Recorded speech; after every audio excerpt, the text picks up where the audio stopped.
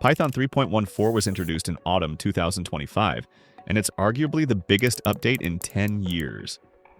It changes fundamentally how Python runs your code. Python finally removes the global interpreter lock, aka GIL.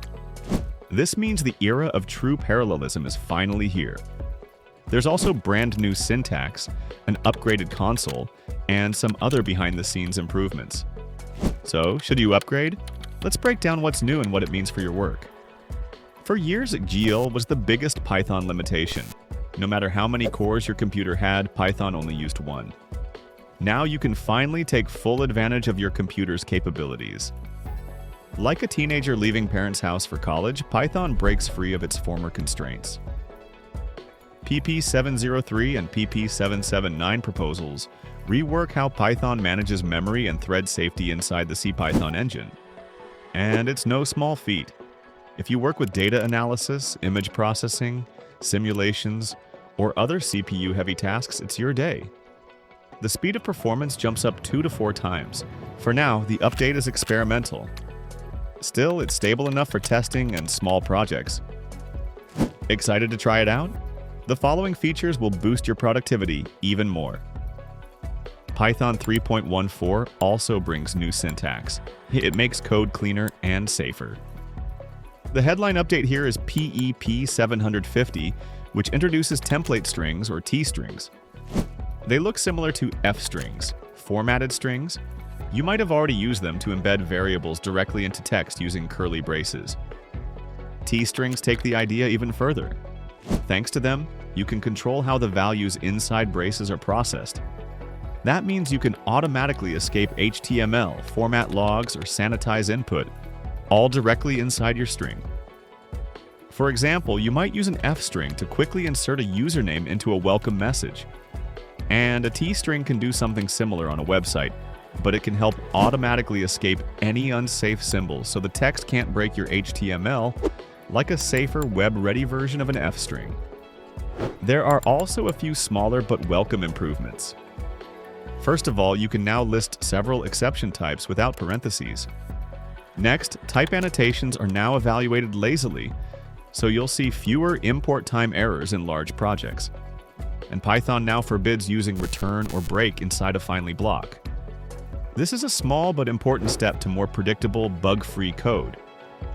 Python 3.14 also expands what you can do right out of the box. Several new tools and modules make everyday tasks faster and simpler. First, the standard library now includes Zit's standard compression through the new compression.zstd module. That means no more external packages. You can compress and decompress files directly in Python using one of the fastest modern algorithms. Next, the UUID module gets support for versions 6 through 8.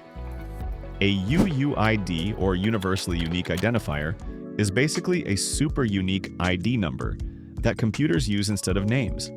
It's often used in databases or APIs to make sure every record or object has a one-of-a-kind identifier. The new versions keep those IDs ordered by time, which makes indexing and queries much faster. We also have to talk about REPL, Python's built-in interactive console.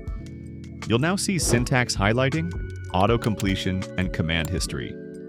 It feels almost like working in a lightweight IDE. It's like when you go from jogging alone to training with a coach who keeps pace with you, points out mistakes, and helps you go faster. It's quicker, friendlier, and makes it much more pleasant for you to experiment with your code. Not everything made it into the new era of Python. Some old tools are finally being retired. What was removed and deprecated? The most notable change is that distdls is gone for good. It's been replaced by setup tools. It has handled packaging for years and is now the only supported option.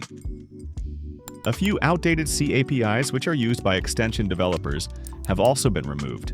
So, if you maintain low-level integrations, you might need to look into it and update your code. And finally, older versions of the import function now trigger deprecation warnings. For most users, that won't matter, but if you're working with dynamic imports, it's a sign to modernize your approach.